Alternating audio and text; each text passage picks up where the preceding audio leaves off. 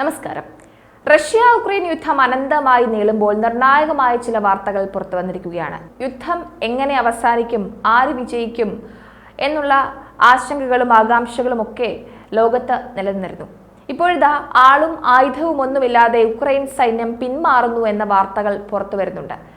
Russian സൈന്യത്തോട് പിടിച്ചു നിൽക്കാനാകാതെ പരാജയം സമ്മതിച്ച് ഉക്രൈൻ അടിയറവ് പറയുമെന്നാണ് ഒരു വിഭാഗം ശക്തമായി പറയുന്നത്. റഷ്യൻ സേനയോട് പിടിച്ചു നിൽക്കാനാകാതെ കിഴക്കൻ മേഖലയിൽ ഉക്രൈൻ സൈന്യം 3 ഗ്രാമങ്ങൾ വിട്ടു എന്ന വാർത്ത പുറത്തു വന്നിരുന്നു.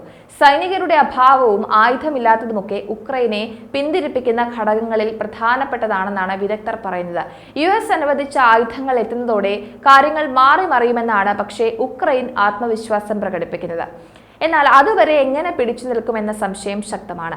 ഏതൊക്കെ ഗ്രാമങ്ങളാണ് ഉക്രൈൻ സൈന്യം ഉപേക്ഷിച്ചത് എന്ന് ചോദിച്ചാൽ ഫെബ്രുവരിയിൽ റഷ്യൻ സൈന്യം പിടിച്ച അവ്ദിക പട്ടണത്തിന് സമീപമുള്ള ഗ്രാമങ്ങളിൽ നിന്നാണ് ഇപ്പോഴത്തെ പിന്മാറ്റം.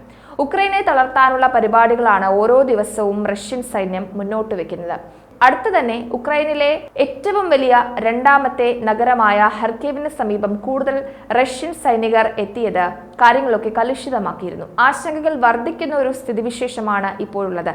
റഷ്യയ്ക്ക് മുന്നിൽ ഒരു തരത്തിലും അടിയറവ് പറയില്ല, റഷ്യയ്ക്ക് മുന്നിൽ തോറ്റുകൊടുക്കില്ല, റഷ്യയുമായി പൊരുതുമെന്ന ദൃഢപ്രതിജ്ഞ എടുത്ത് ഉക്രൈൻ പല കാര്യങ്ങൾ ചെയ്യുമ്പോഴും കാര്യങ്ങളൊക്കെ മാറി മറിയുന്ന ഒരു അവസ്ഥയാണ് ഇപ്പോൾ ലോകം കണ്ടുകൊണ്ടിരിക്കുന്നത്. ഉക്രൈനെ അമേരിക്ക സഹായിക്കുന്നത് ഒരു തരത്തിലും യോജിക്കാൻ കഴിയാത്ത റഷ്യ അമേരിക്കയുടെ ഇടപെടലിനെ തകർക്കാനുള്ള നീക്കങ്ങളും ഇതിനിടയിൽ തകൃതിയായി നടത്തുന്നുണ്ട്. അതിർത്തിൽ നിന്ന് ശക്തമായ നീക്കങ്ങളാണ് നടന്നുകൊണ്ടിരിക്കുന്നത്. ആയുധങ്ങൾ വിതരണം ചെയ്യാതിരിക്കാനായി ഉക്രൈനിലെ റെയിൽ പാളങ്ങൾ ഈ അടുത്ത് റഷ്യ ബോംബിട്ട് തകർത്തിരുന്നു എന്ന വാർത്തകളും പുറത്തു വന്നിരുന്നു. അമേരിക്കയ്ക്ക് ഉക്രൈനെ സഹായിക്കാൻ കഴിയാത്ത വിധമുള്ള കാര്യങ്ങൾ ചെയ്യണം, അതിനുള്ള കരുക്കൾ തന്നെയാണ് റഷ്യ നീക്കുന്നത്. റഷ്യ വ്യാപകമായ ഡ്രോൺ ആക്രമണവും നടത്തുന്നുണ്ട്.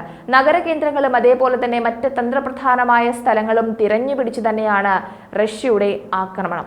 ഉക്രൈനിലെ യുദ്ധത്തിന് കൂടുതൽ ആയുധങ്ങൾ നൽകാൻ റഷ്യയുടെ പ്രതിരോധ മന്ത്രി ഉത്തരവിടുകയും ചെയ്തിരുന്നു. അതായത് കൂടുതൽ ആയുധങ്ങൾ ഇറക്കി കൂടുതൽ സജ്ജീകരണങ്ങൾ യുദ്ധമുഖത്തുള്ള സൈനികർക്ക് ലഭ്യമാക്കി കൊടുക്കുക എന്ന തരത്തിൽ ആക്രമണത്തിന്റെ ആവശ്യമായ വേഗത നിലനിർത്തുവാൻ സൈനികർക്ക് വിതരണം ചെയ്യുന്ന ആയുധങ്ങളുടെയും സൈനിക ഉപകരണങ്ങളുടെയും ഒക്കെ അളവും ഗുണനിലവാരവും വർദ്ധിപ്പിക്കേണ്ടത് ഏറ്റവും അത്യാവശ്യമാണെന്നാണ് അദ്ദേഹം പറഞ്ഞത്. കഴിഞ്ഞ ദിവസം തന്നെ ഉക്രൈനിയൻ തുറമുഖ നഗരമായ ഡൈസയിൽ റഷ്യൻ മിസൈൽ പതിച്ചതിനെ തുടർന്ന് ധാരാളം ആളുകൾ കൊല്ലപ്പെടുകയും നിരവധി പേർക്ക് പരിക്കേൽക്കുകയും ചെയ്തിരുന്നു.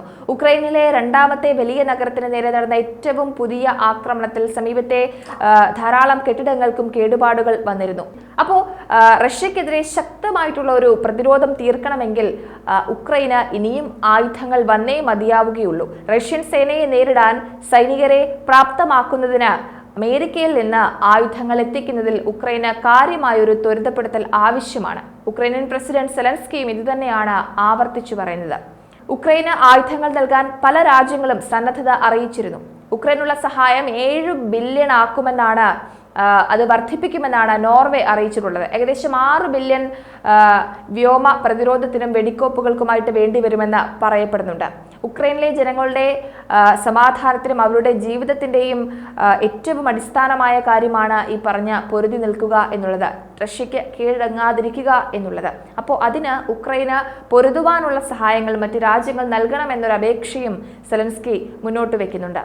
ഉക്രൈൻ ആയുധങ്ങൾ നൽകാൻ മറ്റു രാജ്യങ്ങളെ അമേരിക്ക പ്രോത്സാഹിപ്പിക്കുന്നുണ്ടെന്നാണ് US പ്രതിരോധ സെക്രട്ടറി ലോയിഡ് ഓസ്റ്റിൻ ഈ അടുത്ത് പറഞ്ഞത്. അപ്പോൾ മറ്റ് രാജ്യങ്ങളെയും ഉക്രൈനെ സഹായിക്കുവാൻ പ്രാപ്തമാക്കുക എന്നതും ഒരു വലിയ ജോലി തന്നെയാണ്. നെതർലൻഡ്സ്, സ്വീഡൻ, ജർമ്മനി, പോളണ്ട് എന്നീ രാജ്യങ്ങളൊക്കെ തന്നെ ഉക്രൈനെ സഹായിക്കാനായിട്ട് രംഗത്ത് വരണമെന്നും പറയുന്നുണ്ട്. എന്തായാലും റഷ്യ ഉക്രൈൻ യുദ്ധം ഇങ്ങനെ അനന്തമായി നീളുമ്പോൾ റഷ്യൻ സൈന്യം കൂടുതൽ കരുത്താർജിച്ചുകൊണ്ടിരിക്കുന്ന കാഴ്ചയാണ് കാണാൻ സാധിക്കുന്നത്. ഉക്രൈനെ പൊരുതി തോൽപ്പിക്കുക, എങ്ങനെയും ഉക്രൈനെ കീഴ്പ്പെടുത്തുക എന്ന ലക്ഷ്യത്തോടെ തന്നെയാണ് റഷ്യൻ സൈന്യം മുന്നോട്ട് കുതിക്കുന്നത്.